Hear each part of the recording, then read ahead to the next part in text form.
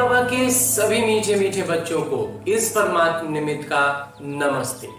मेरे बाबा रोज की मुरलियों में ढेरों ज्ञान रत्न लुटाते हैं और हमें उन ज्ञान रत्नों में से उन मोतियों का मंथन करके अपने बुद्धि रूपी कलश में ज्ञान को बढ़ाना है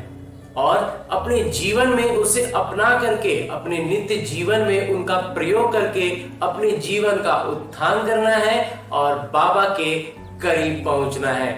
क्योंकि बाबा हमें लेने आए हैं और हम उनके साथ वापस घर जाएंगे।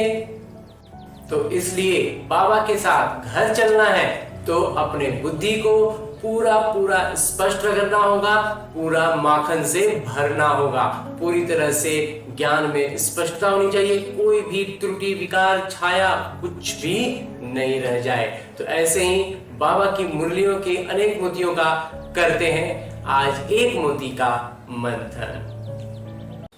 आज जिस मोती का मंथन करने जा रहे हैं वो मोती बाबा ने बड़ी विशेष तौर पर हमें बतलाई है, जिस पर हम जोर देते हुए अगर समझें तो बाबा ने जो कहा है, पहले उस वाक्य को दोहराते हैं। परम पिता परमात्मा है बुद्धिवानों की बुद्धि।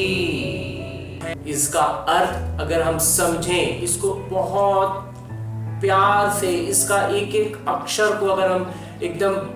पूरा खोल कर समझे ना तो इतनी स्पष्ट तौर पर समझ में आती है बात कि बाबा अपने आप को क्या बतला रहे हैं, बुद्धिवानों की बुद्धि ही है। अभी इस मुरली के कुछ दिन पहले की मुरली में भी बाबा ने इस बात को दोहराया था कि ज्ञानवान जो है ना, तो वो जो ज्ञान है वो ज्ञान ही बाबा है। तो जितना ज्यादा हम ज्ञान को अपने भीतर उभारते चलेंगे, क्या हुआ है अगर इसको एक उदाहरण के रूप से समझें तो जैसे सूर्य है ना, जो लौकिक में हम सूर्य को देखते हैं, वो सूर्य है और काले घने बादलों ने उसे ऐसा घेर लिया है कि दिन में भी हम कई बार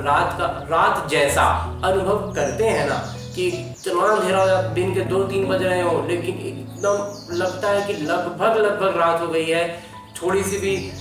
रोशनी एकदम नहीं दिखने लगती, इतना अंधेरा, हम बोलते हैं बहुत तेज बारिश होने वाली है, मतलब बहुत घने काले बादल छा जाते हैं। तो दोपहर में भी रात जैसा अनुभव होने लगता है, वैसे ही अभी की स्थिति है। तो वो जो सूर्य है वो चमकना थोड़ी छोड़ दिए है, उन्होंने प्रकाश भेजना थोड़ी रोका है, वो उस खास विशेष उस जगह पर, मतलब अगर एक शहर की बात की जाए, जैसे अगर पटना है तो पटना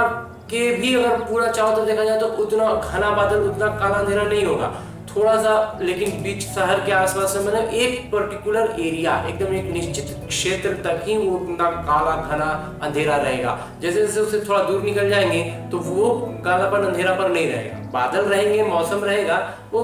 लगभग रहेगा, लेकिन उतना घना बादल उस विशेष जगह पर होता है। वैसे ही हमारी, तो सूर्य क्या है, सूर्य तो अपना चमक रहा है, तो वैसे ही हम हमारी जो आत्मा है ना, उस आत्मा पर क्या होते हैं, विकारों के बादल इतने घने हो गए हैं कि हम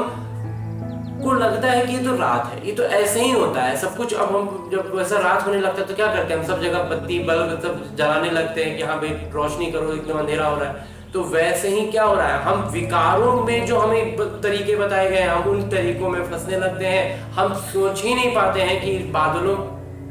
से अगर हम अलग हट जाए तो हम उस सूर्य से सीधे संपर्क में आ पाएंगे। और वो जो सूर्य है ना, वो हमारे भीतर में ज्ञान के रूप में मौजूद है,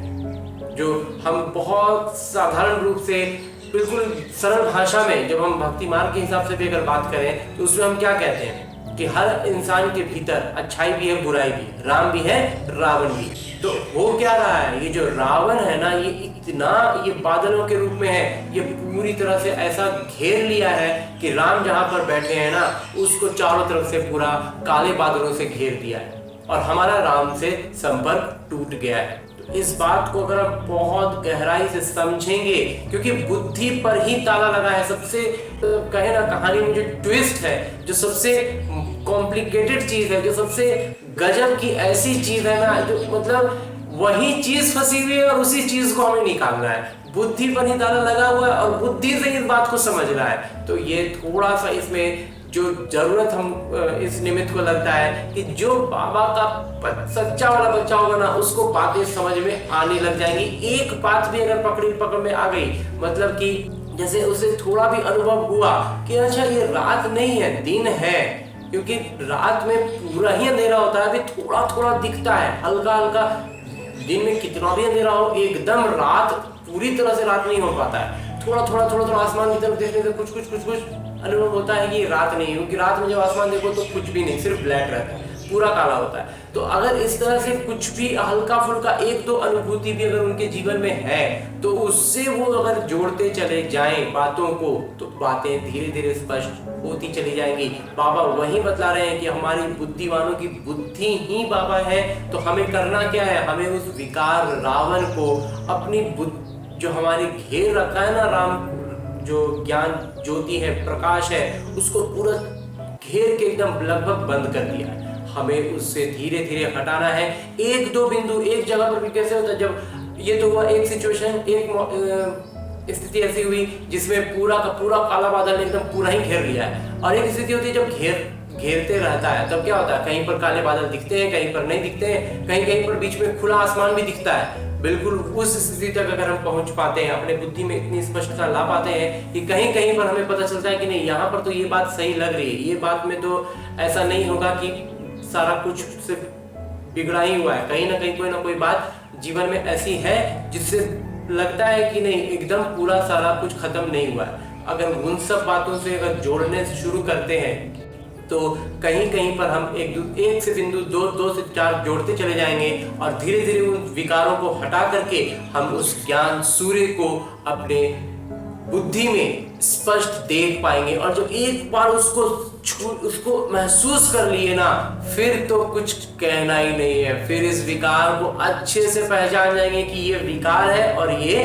बाबा का ज्ञान का प्रकाश है। तो प्रकाश कहाँ पर फंस जा रहा है, कहाँ से हमारा संपर्क टूट रहा है, हम उस विकार को फिर वहां से हटा पाएंगे। अभी हम इस स्थिति में हैं कि हम पहले पहचान ही नहीं रहे हैं कि विकार क्या है, प्रकाश क्या है। तो ऐसे ही बाबा की अनेक मुरलियों में से ढेरों मोतियों को चुनते जाना है, मंथन करते जाना है, और अपनी बुद्धि में भरकर अपने जीवन का उत्थान करते जाना है। ओम शांति।